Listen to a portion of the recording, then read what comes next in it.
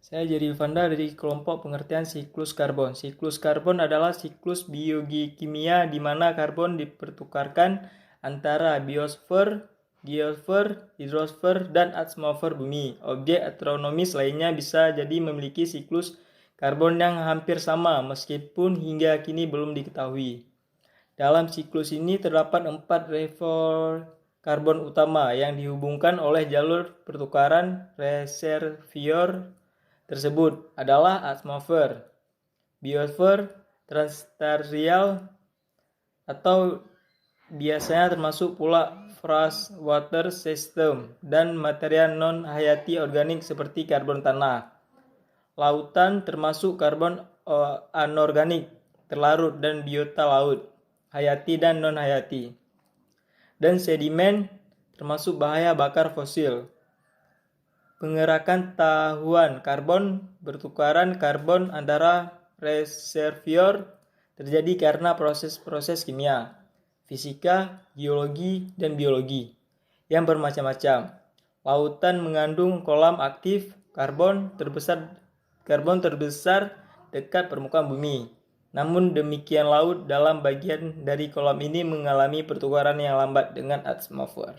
Sekian, terima kasih. Baiklah, saya akan menjelaskan tentang sumber penghasil karbon. Yang pertama, sumber karbon dari organisme. Karbon dihasilkan dari proses respirasi makhluk hidup serta dekomposisi organisme yang telah mati. Pada proses respirasi yang dilakukan oleh makhluk hidup akan menghasilkan senyawa karbon dioksida atau CO2. Selain itu, asap dari hasil pembakaran bahan bakar kendaraan juga mengandung karbon. Karbon dioksida atau CO2 akan dimanfaatkan oleh tumbuh-tumbuhan untuk proses fotosintesis sehingga menghasilkan oksigen atau O2. Oksigen adalah senyawa penting yang dibutuhkan oleh manusia atau makhluk hidup lain untuk bertahan hidup. Pada proses pernafasan manusia dan hewan akan menghasilkan H2 dan CO2. Kemudian dari hasil tersebut akan dimanfaatkan kembali oleh tumbuhan dan seterusnya. Kadar CO2 dan O2 di atmosfer dipengaruhi oleh aktivitas fotosintetik. Semakin banyak populasi manusia dan hewan, maka jumlah karbon di udara akan semakin tinggi. Oleh karena itu, perlunya ruang terbuka hijau atau taman kota sebagai penyeimbang kepadatan penduduk dapat menjadi alternatif agar lingkungan pemukiman tetap sehat. Kemudian yang kedua, sumber karbohidrat dari alam. Aktivitas dari alam juga menghasilkan karbon, diantaranya peristiwa kebakaran hutan dan erupsi vulkanik pada gunung berapi. Siklus karbon pada makhluk hidup. Siklus karbon pada makhluk hidup merupakan proses dua langkah terkait fotosintesis dan respirasi. Tumbuhan hijau akan melakukan proses fotosintesis pada siang hari, akan mendaur karbon dioksida menjadi oksigen dan zat gula. Dilanjutkan dengan makhluk hidup seperti hewan dan manusia akan memanfaatkan oksigen yang dihasilkan dari tumbuhan tersebut untuk proses pernafasan. Kemudian dari hasil pernafasan hewan dan manusia mengeluarkan karbon dioksida. Namun seperti yang diketahui, tumbuhan pada malam hari juga melakukan proses kebalikan dari fotosintesis, yaitu tumbuhan akan menyerap sekitar separuh oksigen dan justru menghasilkan karbon dioksida. Berikut adalah siklus karbon yang dilakukan oleh organisme secara alami. Yang pertama, fotosintesis. Pada proses fotosintesis pada tumbuhan, energi matahari dimanfaatkan untuk mengubah air dan karbon dioksida menjadi karbohidrat. Proses tersebut dinamakan dengan fotosintesis acid radiation. Dari proses tersebut, energi radiasi matahari diubah menjadi energi kimia oleh ikatan molekul karbon yang diperoleh dari gas karbon dioksida yang terdapat pada udara dan air. Dari hasil fotosintesis tersebut adalah senyawa glukosa C6H12O6. Dapat dikatakan bahwa molekul karbon pada nantinya akan dimanfaatkan bagi pohon untuk tumbuh dan berkembang, bertahan hidup dan berkembang biak. Yang kedua ada proses respirasi. Respirasi tidak hanya dilakukan oleh makhluk hidup seperti hewan dan manusia. Respirasi pada tumbuhan merupakan proses keterbalikan dari fotosintesis, yaitu di mana proses ini terjadi di stomata dan mulut daun untuk mengubah bahan makanan tumbuhan menjadi energi. Stomata tumbuhan akan menyerap oksigen dan mengeluarkan hasil berupa karbon dioksida. Sedangkan respirasi pada manusia dan hewan, yaitu suatu rangkaian proses dimulai dari menghirup oksigen dan mengeluarkan karbon dioksida dan uap air. Energi ATP atau adenosine trifosfat merupakan energi yang diperlukan bagi... Baik, saya akan menjelaskan siklus karbon pada iklim. Daur karbon akan memastikan konsentrasi karbon di atmosfer, laut dan permukaan bumi tetap seimbang. Sebab jika terjadinya jumlah berlebih akan menyebabkan ketidakseimbangan dalam keseluruhan siklus di bumi. Jumlah karbon dalam bentuk karbon dioksida pada atmosfer yang berlebih akan berpengaruh terhadap perubahan iklim. Saat konsentrasi karbon dioksida meningkat, maka temperatur akan meningkat. Kemudian sebaliknya, jika konsentrasi karbon dioksida turun, maka temperatur bumi relatif rendah. Suhu bumi selalu mengalami fluktuasi mengikuti perubahan kadar karbon dioksida yang berpengaruh terhadap peristiwa perubahan iklim. Namun saat ini jumlah karbon dioksida yang dilepaskan di atmosfer sangat signifikan. Sekian. 5. Jumlah karbon di bumi. Jumlah keseluruhan karbon yang ada di bumi sulit untuk diketahui dengan pasti. Hal itu dikarenakan karbon yang tersimpan di bumi terdapat dalam berbagai bentuk. Misalnya, di bawah tanah dapat berupa bahan bakar fosil, di mana hingga saat ini merupakan bahan bakar utama bagi manusia. Namun, ada perkiraan bahwa total karbon di bumi adalah 1.500 miliar metrik ton karbon yang tersimpan dalam berbagai tingkatan.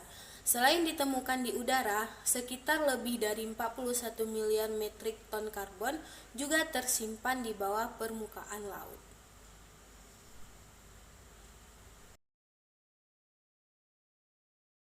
6. Manfaat karbon. Karbon dioksida merupakan komponen penting di udara yang dapat berpengaruh terhadap radiasi pemanasan global dan memberikan pasokan karbon anorganik. Pada proses fotosintesis tanaman, terjadi proses perubahan karbon dioksida menjadi karbon anorganik dan karbohidrat sebagai senyawa hidrokarbon. Karbon juga disebut senyawa organik dalam tanaman yang berasal dari radiasi matahari, sehingga energi akan tersimpan pada tanaman dan disebut energi biokimia. Karbon juga terdapat dalam tubuh tanaman yang akan diubah melalui proses fisiologi tanaman menjadi CO2 melalui mekanisme pernapasan. Melalui proses ini, karbon organik akan dikonversi menjadi lebih kompleks melalui pertumbuhan tanaman. Kemudian akan ditransfer ke tubuh konsumen melalui proses interaksi dalam rantai dan jaringan makanan, sehingga senyawa karbon organik tetap ada di tubuh konsumen. Saya akan menjelaskan hubungan siklus karbon dengan pemanasan global. Seperti yang telah kita ketahui, bahwa salah satu penyebab pemanasan global adalah kadar karbon dioksida pada atmosfer yang tinggi. Akibat tingginya kadar karbon, maka suhu bumi akan meningkat karena panas yang dilepaskan bumi terhalang oleh efeknya rumah kaca. Maka peran penting hutan sebagai habitat alami perpohonan perlu kita jaga agar siklus karbon tidak terganggu. Contohnya adalah proses fotosintesis yang terjadi di hutan yang menghasilkan karbohidrat yang tersimpan pada perpohonan. Karbohidrat dalam tumbuhan adalah polisakarida yang mempengaruhi jumlah karbon yang tersimpan dalam jaringan. Yang tersimpan pada jaringan tumbuhan. Pada tumbuhan mengandung 50% karbon, 44% oksigen dan 6% hidrogen. Kesimpulan siklus karbon dan oksigen merupakan siklus timbal balik antara CO2 dalam O2 di alam. CO2 dan O2 di alam. Daur ulang karbon dan oksigen di atmosfer akan terus berlanjut selama respirasi dan fotosintesis terus terjadi. Ini juga membuktikan bahwa untuk mempertahankan hidup, tanaman sangat penting karena mereka adalah kontributor utama dengan jumlah oksigen hadir di atmosfer. Meskipun kedua siklus terjadi secara independen, mereka dalam cara yang kecil berhubungan satu sama lain. Ada 4 langkah yang terlibat dalam penyelesaian siklus ini, yaitu 1. Fotosintesis.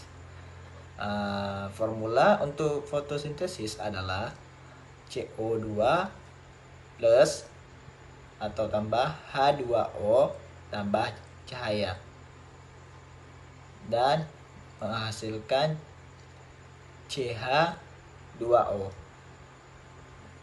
plus O2. Yang kedua, pernafasan atau respirasi. Formula untuk respirasi dalam kurung CH2O tambah O2 menghasilkan CO2 tambah H2O tambah energi. Oke, sekian hanya ini dapat saya sampaikan. Mohon jika ada kesalahan atau kekurangan pembahasan mohon dimaafkan. Sekian, terima kasih. Assalamualaikum warahmatullahi wabarakatuh.